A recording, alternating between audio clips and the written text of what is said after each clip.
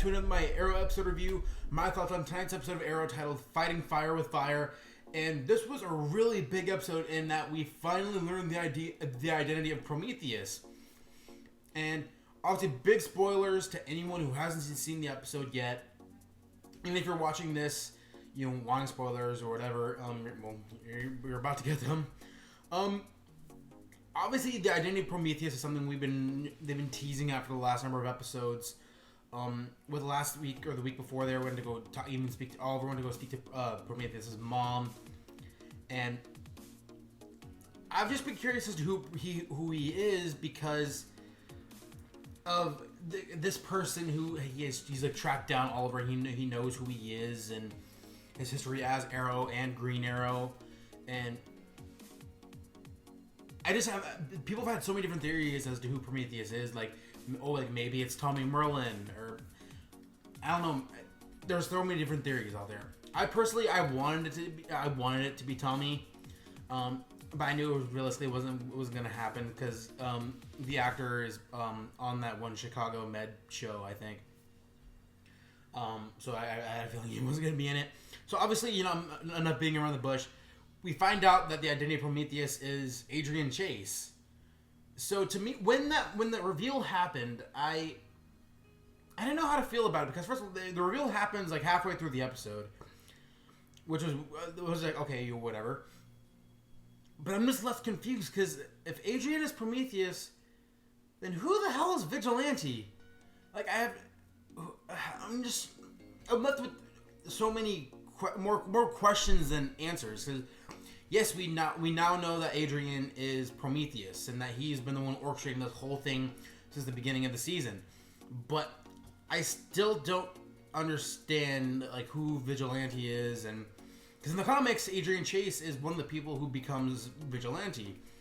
And you know, in the show, I mean, I thought they made it very clear that he was going to be Vigilante. And in this episode, because there's a lot more Vigilante in it, and he was kind of targeting Oliver because of him, you know, hiding the fact that he killed Felicity's boyfriend Billy. I do find it weird that it's just. Again, I'm just curious as to who Vigilante is at this point because it was good. It was a good tease and it was a good twist, but I'm not sure if I'm satisfied enough as a fan knowing that it's Adrian. I mean, yes, it was unexpected, and he was like the last person I was expecting him because a lot of us were expecting him to be Vigilante. And that's why, like, for so long in the show, I was doubting whether or not he was even Vigilante. I had a feeling he was, and no one told me whether or not he was. So thanks, guys. But hey, now we know. So again, it's weird because I don't know how it's gonna be. I hope it's the rest of the season and how everyone else finds out it happens well. But in this episode, you see, you know, Adrian acting really sketchy around Dinah, and then at the end, he kind of like forces himself, not like physically or sexually or anything, on Susan. So obviously, he wants people to know now. So I'm just curious as to what is gonna happen moving forward with the Adrian character, because I've said it before, he was my favorite character up until this point. I mean, he's still a good character. I'm saying, like, I liked him as Adrian Chase, like, as a good guy, because he had that edge to him. That's why, like, I saw him as Vigilante because of the voice, and just, like, there's that vibe about him that you just feel like you can trust him, but you know that he can also kick some serious ass if he has to. And it's weird that it's just the wait for the reveal for identity of Prometheus is now that's over. And again, I don't know if I'm 100% satisfied as an audience member. So I don't know. I guess that's just it. I mean, it wasn't a bad reveal. Again, it was unexpected. It was someone again that I wouldn't have seen coming. But again, the reveal and the whole vigilante thing leaves me with more questions than answers. So that's just my thoughts on that. But the rest of the episode I thought was really, really great. Again, one of the better episodes of the show so far. And that's the thing, like when the show is like streamlined and they're focusing on the story and this week it was the potential impeachment of Oliver because of his cover-up of Billy's death, and just him trying to reconnect with Susan Williams. And I'm glad that they're starting to reconnect with the two of them. And I mean, I don't even know if she's even going to last the rest of the season, to be honest. She might be killed off, I don't know. But I am curious as to how they're going to handle everything, and now that like Thea's resigned from being from working with Oliver, and I don't know. And then one thing I saw coming from a mile away, because in this episode, you had Curtis, who, other than his romantic stuff in this episode, his trying to him going getting he was like hyping himself up for this date with Paul. I did find that him using the T spheres and stuff like that. It's weird because like they teased the T spheres in last season, but then nothing since. And then all of a sudden they pop up again. It would have made more sense for him to introduce them earlier on this season when he was actually Mr. Terrific and not when he's just some guy who we barely knew at the beginning of season 4. So that was just something for me. But the T spheres I thought were great. I thought it was funny that they kept making the balls jokes every time they were talking about him. I thought that was really funny. But Curtis as Mr. Terrific, what he's been doing lately in the show, minus the whole... this isn't the thing, like a bash on him, but just that whole gun control episode. I could have just gone without that episode, period, to be honest. I'm liking Curtis more and more as his Mr. Terrific. I still don't know why they changed his name from the comics from Michael Holt to Curtis Holt. Is literally pointless. But other than that, and then his... Again, some of his humor, and then the only thing about this episode that I didn't like was just, Curtis hyping himself up for the date with Paul. He's like, oh, me and my husband, we're going to get back together and everything's going to be great.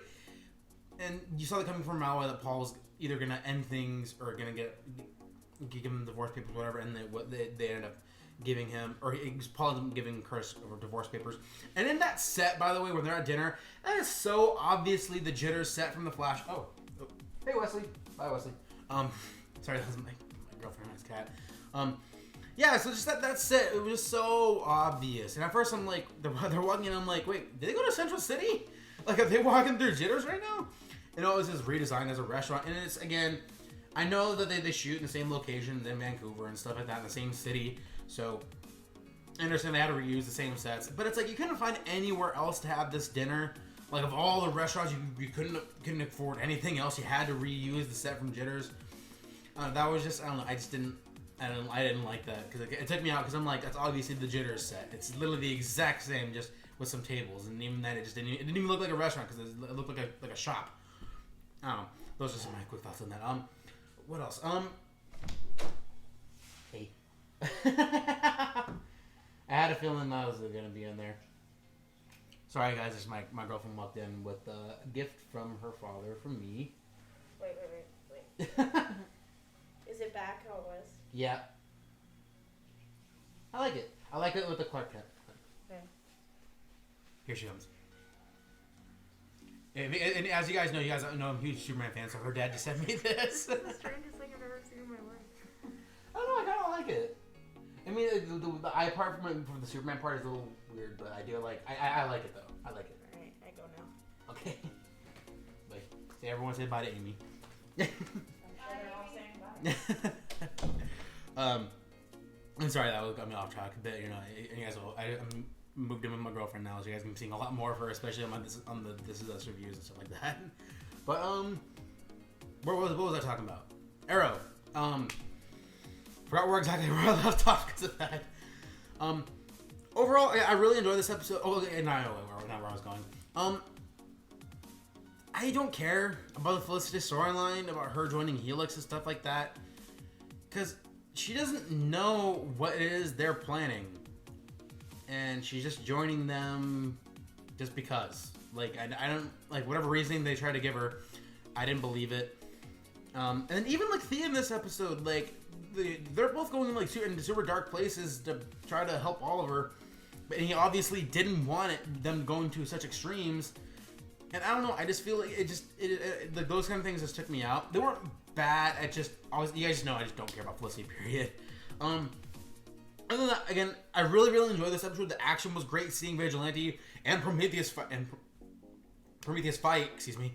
That was awesome. That rooftop scene before the reveal of who Prometheus is. That was great.